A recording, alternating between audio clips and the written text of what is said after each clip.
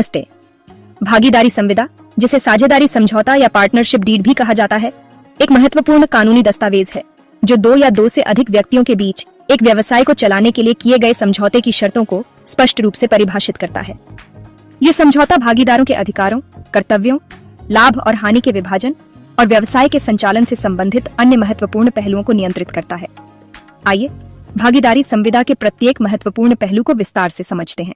भागीदारी संविदा का अर्थ एवं परिभाषा, meaning and definition of partnership deed. अर्थ: भागीदारी संविदा एक लिखित समझौता है जो उन नियमों और शर्तों को निर्धारित करता है जिन पर एक साझेदारी व्यवसाय संचालित किया जाएगा। यह भागीदारों के बीच एक कानूनी बंधन बनाता है और भविष्य में होने वाले किसी भी विवाद को कम करने में मदद करता है।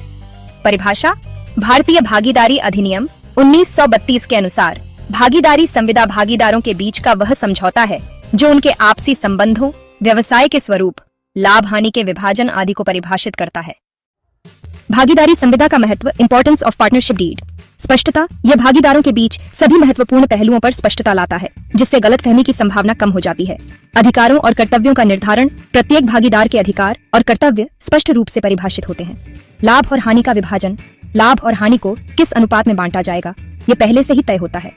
विवादों का समाधान: भविष्य में होने वाले किसी भी विवाद को संविदा में उल्लिखित शर्तों के आधार पर आसानी से हल किया जा सकता है। व्यवसाय का सुचारू संचालन: यह व्यवसाय के संचालन के लिए एक स्पष्ट ढांचा प्रदान करता है।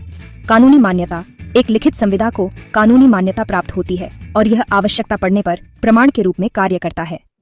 भागीदारी संविदा में शामिल मुख्य बातें, main clauses in a partnership deed. एक भागीदारी संविदा में आमतौर पर निम्नलिखित मुख्य बातें शामिल होती हैं। फर्म का नाम और पता, name and address of the firm. व्यवसाय का आधिकारिक नाम और उसका पंजीकृत पता स्पष्ट रूप से उल्लेखित होना चाहिए। भागीदारों के नाम और पते, names and addresses of the partners. सभी भागीदारों के पूरे नाम, पिता का नाम और पते का उल्लेख होना चाहिए। व्यवसाय की प्रकृति, नेचर ऑफ बिजनेस। फर्म किस प्रकार का व्यवसाय करेगी, इसका स्पष्ट विवरण दिया जाना चाहिए। व्यवसाय का प्रारंभ, कमेंसमेंट ऑफ बिजनेस।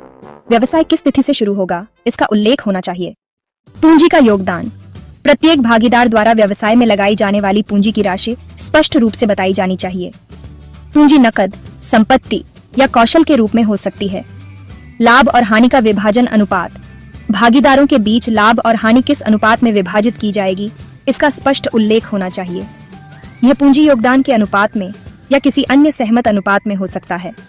भागीदारों के अधिकार और कर्तव्य: प्रत्येक भागीदार के अधिकार जैसे व्यवसाय के प्रबंधन में भाग लेना, खातों का निरीक्षण करना, लाभ में हिस्सा पाना, और कर्तव्य जैसे ईमानदारी से काम करना, व्यवसाय के हितों की रक्षा करना, पूंजी योगदान करना स्पष्ट रूप से परिभाषित किए जाने चाहिए।